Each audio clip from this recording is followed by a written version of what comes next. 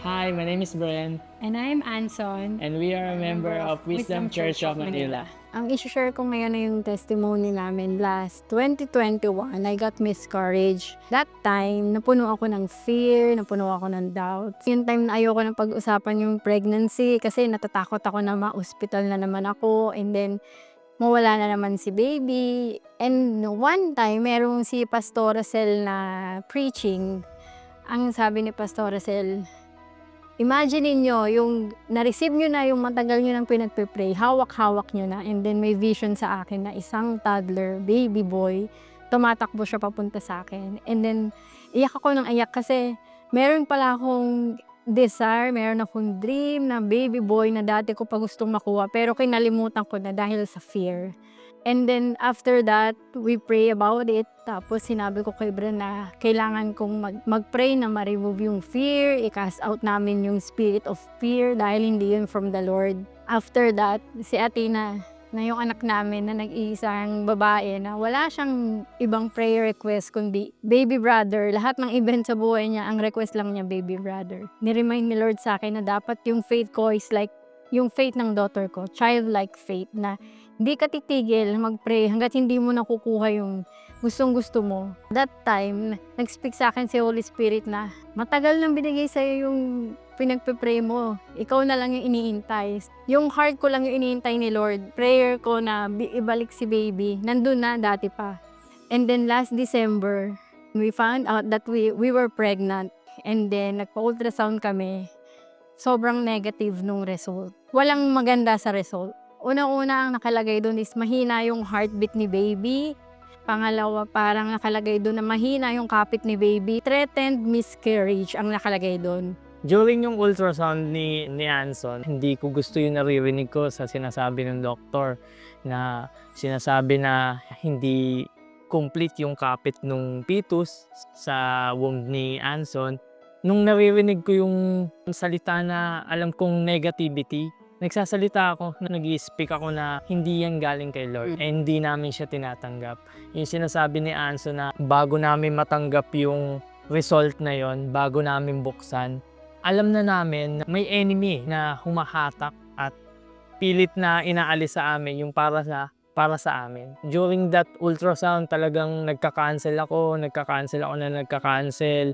Hindi ko tinatanggap kung ano yung negativity na sinasabi ng doctor na nag-ultrasound.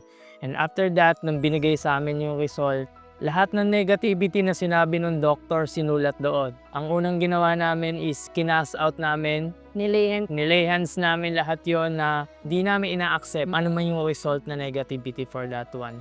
After niya sabihin yon, ako naman nilihans ko yung womb ko that time. Sinabi ko na reproductive organ aligned with the word of God.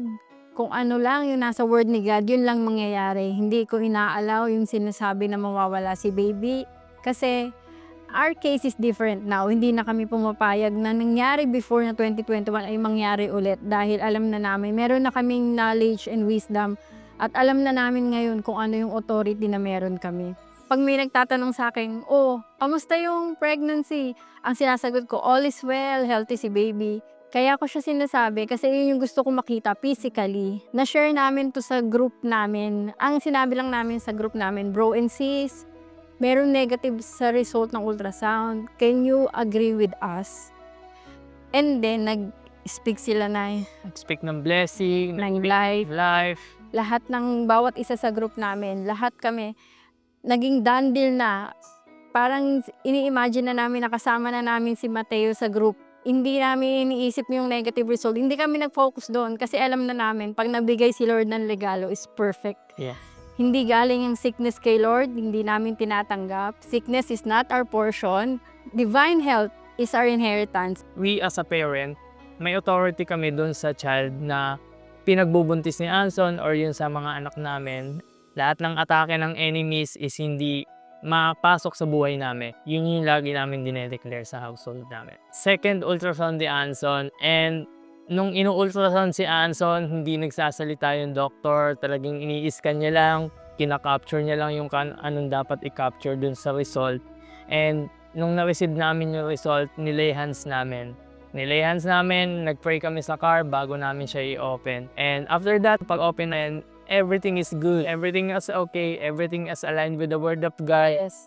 Healthy baby yung na-receive namin. Healthy baby boy. Hindi naman nanakaw ng enemy ang anak na binigay sa amin ni Lord. Dahil yun yung pangako ni God sa amin. Yes.